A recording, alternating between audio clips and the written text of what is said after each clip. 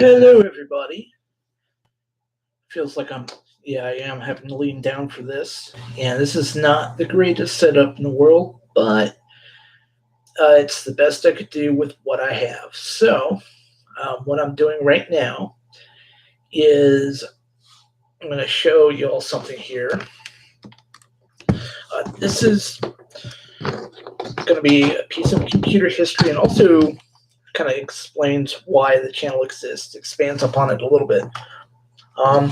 This is the Dialog Flybook, and this thing looks like a boilerplate system from the past. It has wireless card in here and an assortment of other ports, as you can see: VGA, Ethernet, USB 2.0, modem. I think it has a couple of mini FireWire ports and audio jacks too. And right here, it's got some pretty cool stuff too, like the power button. That's kind of useful. But one of the things that kind of makes it interesting is this stylus right here. Because, and I haven't powered it on just yet, this existed during the time that tablet PCs were starting out. It's one of the more obscure models. Pop this in. Instead of tablet PC edition of XP, though, you have Windows XP Home. And I don't care about the license key being shown because, in all seriousness, that thing has not been supported in years. And it's one of those models where it's kind of surprising where it's not tablet edition. But let's go ahead and let's turn this thing on. And I got to remember where the power button is. I believe that thing on the side right here is actually infrared too. And that was, and this thing I believe has Bluetooth. It's weird.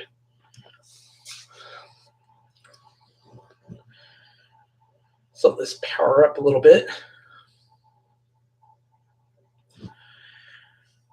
And you'll notice briefly, as it's flashing on the screen for a few moments, this is not like a processor that you, depending on what era you grew up in, you may not be familiar with this. For some of you who were heavily into computers during the late 90s into the early 2000s, you probably know what that is. But we're going to watch the OS load on this and see how long it takes to load everything. Of course, I'll bring your attention to this button right here. These buttons are the mouse buttons. You manipulate the mouse by pointing on this right here. Mouse buttons are also here. I believe this is something for scrolling. Not sure at the moment. It's been a while since I turned this on, as in a couple of months. Usual keyboard. And the familiar XP sound, of course. But you're probably going to start noticing something. Like it's kind of sort of loading okay, but you're going to notice something a little bit different about this system. It's a little slow. Like, it does have dedicated graphics. Decent dedicated graphics for its time, but it's only on a PCI bus, not AGP.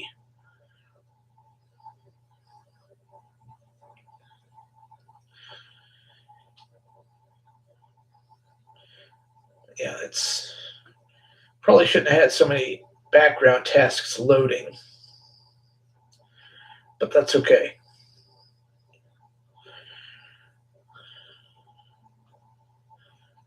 Okay, that pops up for whatever reason. I'll just close that.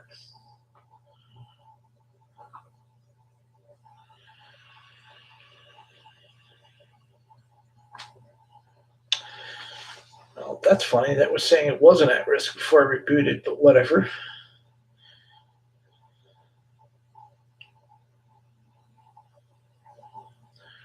I'm going to go ahead and click this.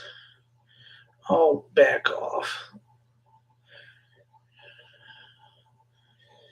Oh, the various glitches of Windows. This thing does have the built-in firewall, but not that would be worth a whole lot. And I wouldn't use this for everyday use anyway, as we'll get into in a moment. You notice how it's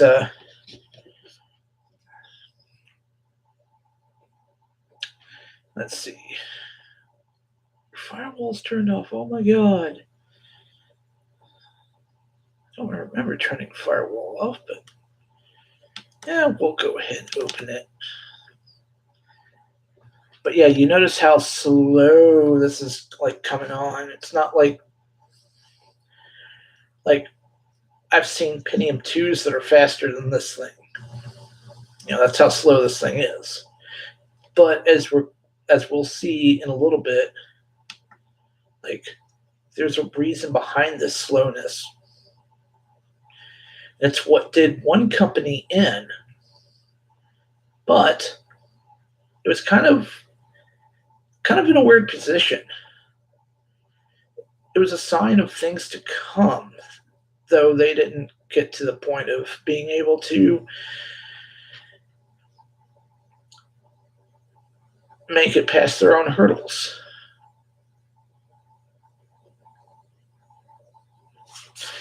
I'm just letting the start menu, as you can see, all the programs here, it's taking forever to even draw it on the screen.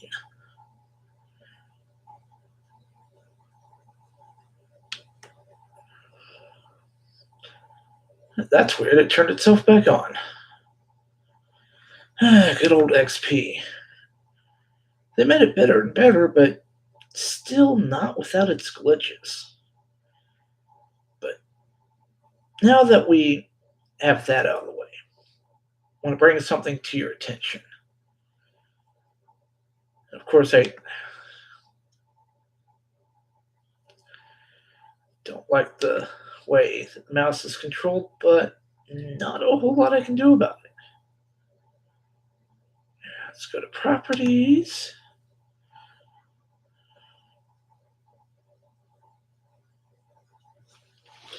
Watch as it takes forever to load.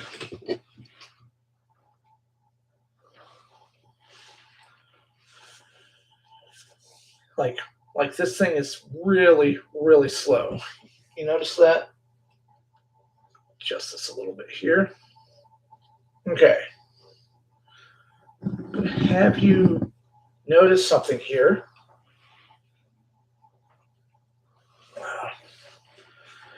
Oh, it's not done loading yet, by the way, because it's not telling us what processor is in this thing. There we go. Transmeta Crusoe processor, TM5800. Of course, it's saying it's 298 megahertz and 488 megabits RAM.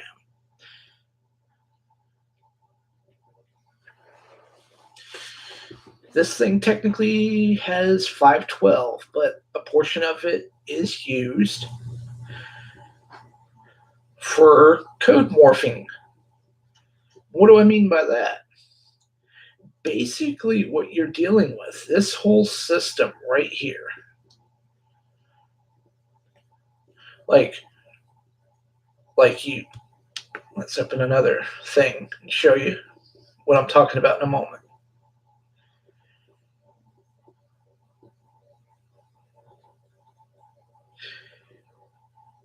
Because everything else is hardware based. Video is supposed to be pretty decent for its time, but again, it's on a PCI bus. And that's a limitation of this processor's architecture.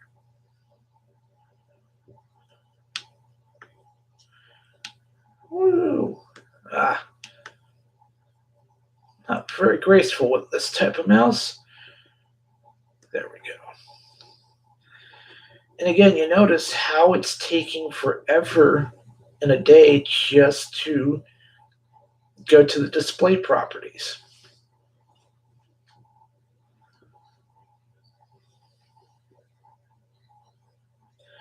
It's taking its sweet time.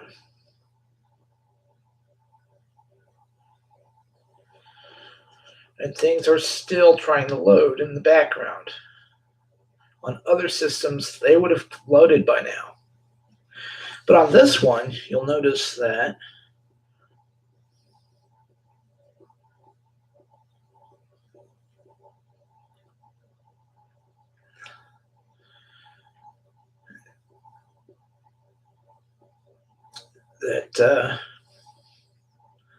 it looks like it would do well. And yes, this is the bottleneck right here. This processor is the bottleneck.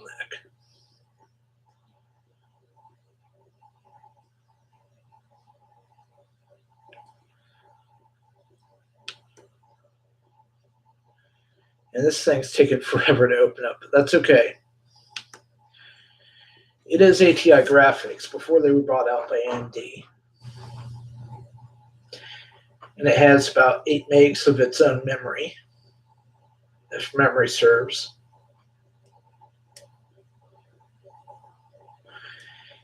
And once the programs are loaded, they run okay. But the issue at hand, what killed this processor right here, what killed its success was the fact that it wasn't very fast. It was slow because it didn't have Intel's architecture inside of it. Well, it did, but it didn't. Basically, what we're dealing with is a glorified emulator. This thing, more or less, is emulating the x86 architecture. It's basically taking those instruction sets and translating them into something that it can execute. So if they had made it, in theory, they would have been able to, say, do, Pentium MMX instructions and PowerPC instructions at the same time. But oh, good God, this thing is taking forever. Let's see. Notice how it's not responding to my right-click attempts. You see that right there? That's why they eventually went bankrupt. As Transmeta was then bought out by another company. But here's the thing. They were a sign of things to come because they were an apt demonstration of how far we've come. Because what they did was pioneer technology that, Intel uses to this day. The speed step technology where the CPU is throttled and slowed down so it doesn't overheat and the system runs at the most optimum settings. There we go.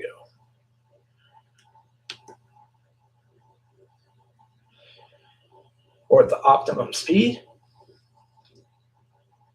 Transmeta did it first.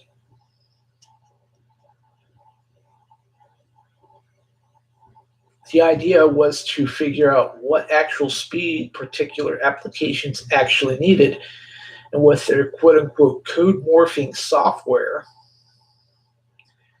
you had to run a program more than once. So in theory, the more times you ran it, the better it would run under the Crusoe processor. Because it would figure out, okay, it needs this much actual horsepower to run. And so that's what would happen. It would throttle down. Okay, well, and go from there. Or speed up if it had to.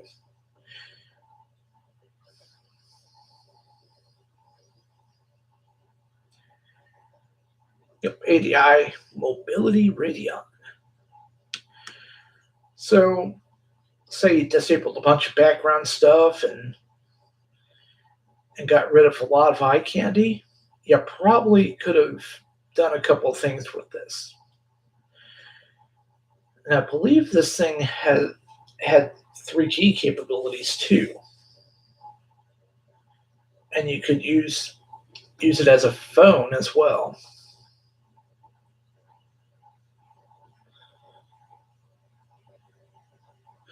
Go to here. Yep, actually 16 megabytes. My bad. But yeah, that's pretty much what we have here.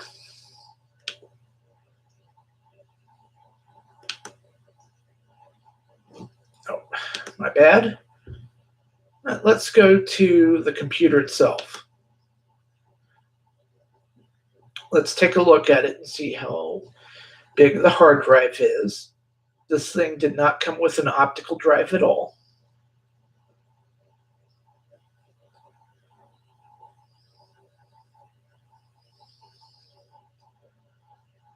And you notice how that's still taking its time loading.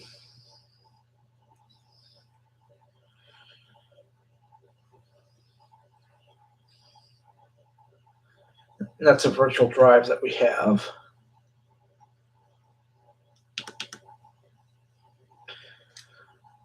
It kind of floors me running device emulation on a computer that mainly does emulation. Oops.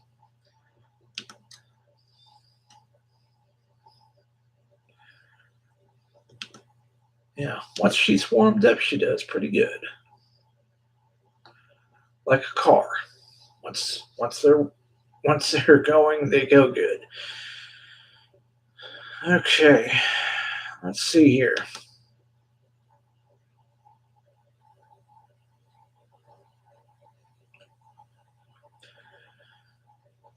So yeah, a near 80 gig hard drive in this thing.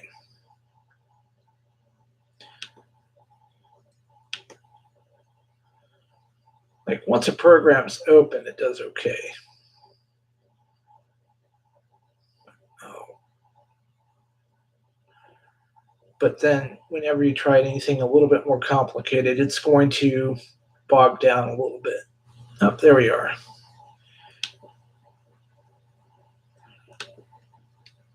Here, let's open a program with this thing real quick.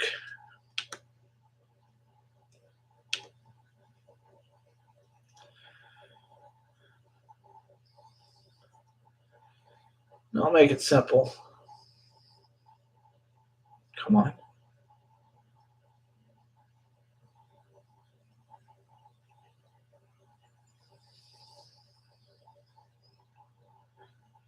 Good grief. We'll do WordPad.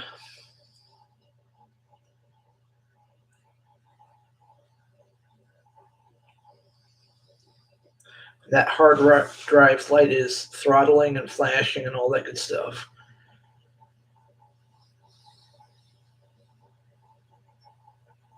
See how long this is taking.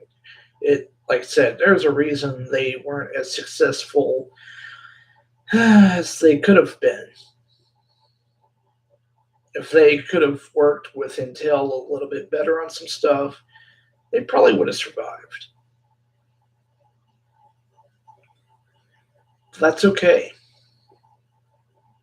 because we had dynamically throttling CPUs after this. And we also now see certain concepts that were moved to other processors.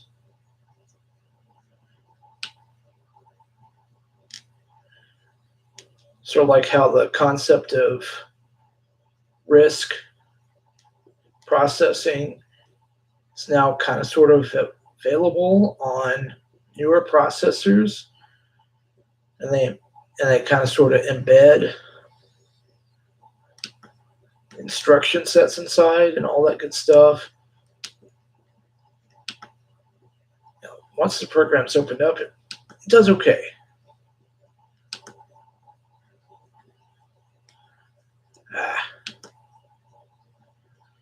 Sorta, until you have to switch to a different menu. These trackpads I'm not a fan of, by the way, but that's all right.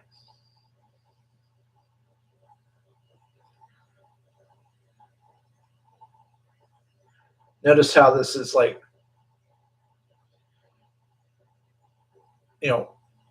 on a Pentium 2 or even the 3 system, it probably would have popped up a little bit quicker. Because it is taking every low-level instruction set and it has to translate it into something that the processor can use.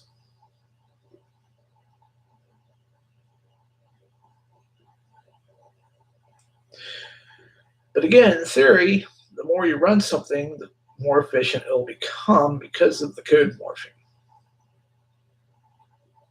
So, it took a while to open this help file, right? Let's close it and see what happens if we try to open it again.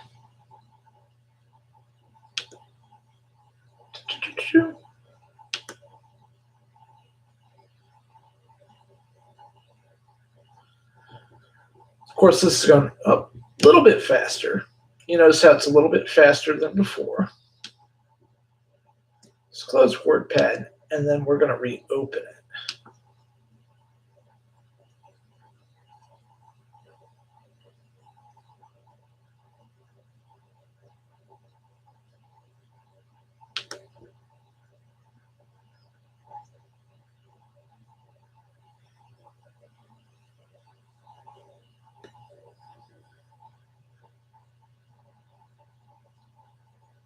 Yeah, a little bit faster. Actually, let's see what happens if we do it one more time. See if it goes a little bit faster. Come on. Come on.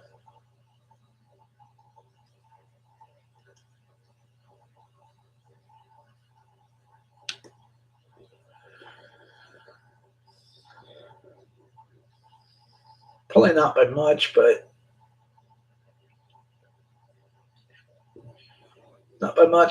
it did progressively better as we went along.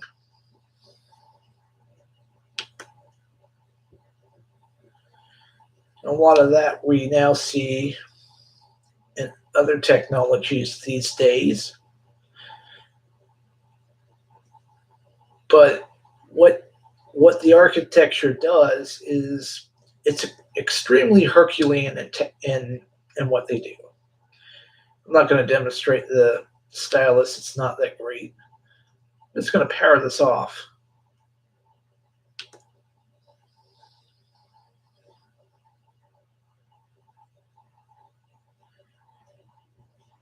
And that dialog is going to come up a little bit slow. Oh, a bit faster than I thought.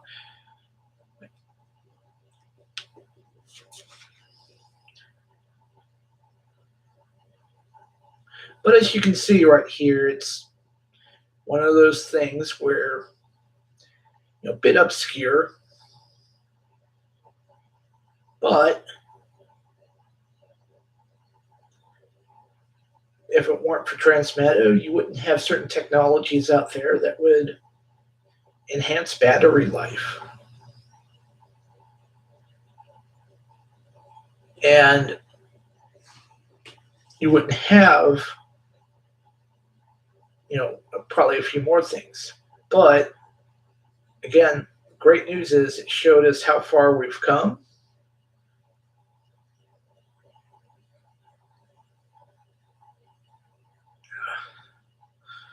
I guess ClamWin was trying to download an update.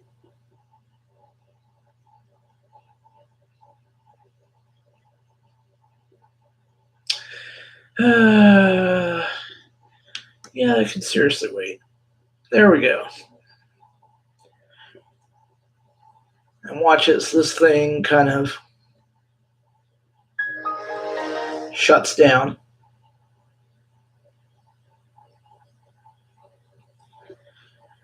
And we're going to note how, not count in seconds or anything. I'm not interested in that.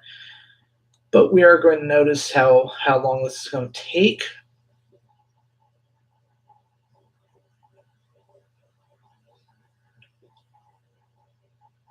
And I'm on a table that's probably going to have to be raised up on something. I have no idea. So I'm having to hunch over just to talk into this mic. That's all right, though. I don't mind today. See how long this is taking. This is taking forever just to shut down. Okay, there we go. But as you can tell, this was one of those niche products that you don't hear about anymore. Not really, and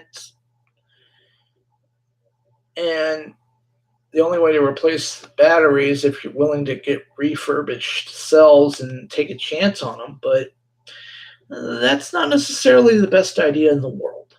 So it's better to avoid doing that. But the point of this channel is celebrating the history of the x86 architecture. In other words, Pentium-based, AMD-based systems. Because this thing basically showed us how far we've come in terms of being able to mimic an entire instruction set. There's lots of emulators out there like Box, PCM, which mimics a lot of hardware from 286s up to early Pentiums. It's really incredible.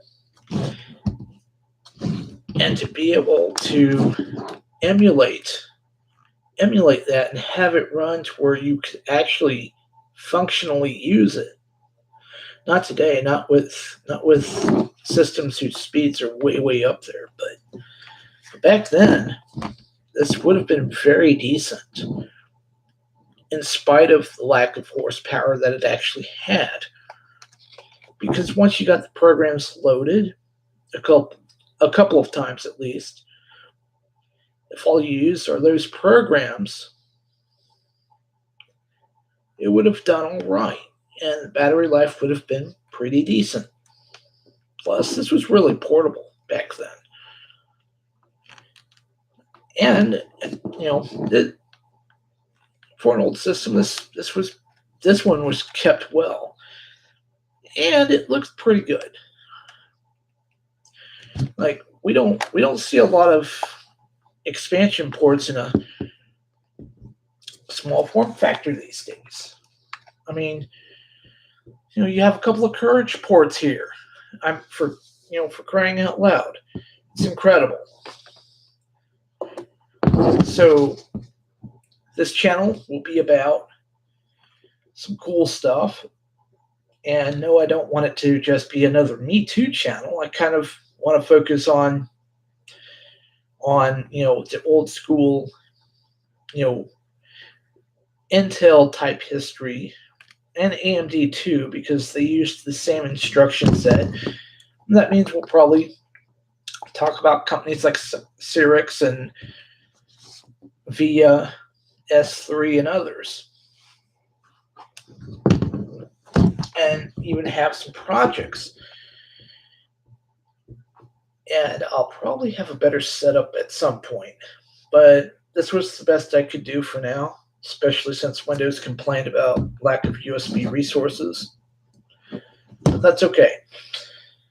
That is all for now. I will be back hopefully next week. And thanks very much for watching.